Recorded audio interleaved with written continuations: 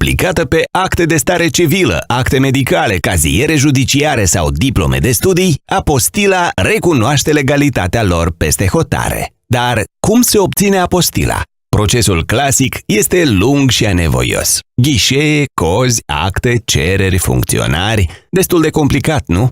Dar acum avem apostila electronică, serviciul care permite obținerea prin internet a apostilei. Tot ce trebuie să faci e să depui o cerere online pe apostila.gov.md, însoțită de actele scanate și semnate cu semnătura mobilă. După completarea cererii, se va afișa talonul de plată care poate fi achitat electronic prin serviciul mPay. Ulterior, apostila electronică va fi expediată pe contul solicitantului. E-apostila îți aduce economie de timp și bani. Poți obține apostila în doar o oră în loc de 6, iar apostilele eliberate în termen de 5 zile acum sunt gratuite. Mai mult, cu serviciul e-apostila, ștampila poate fi obținută de oriunde. Astfel, cetățenii din afara țării vor putea apostila actele online de sine stătător din orice colț al lumii. Simplu, nu?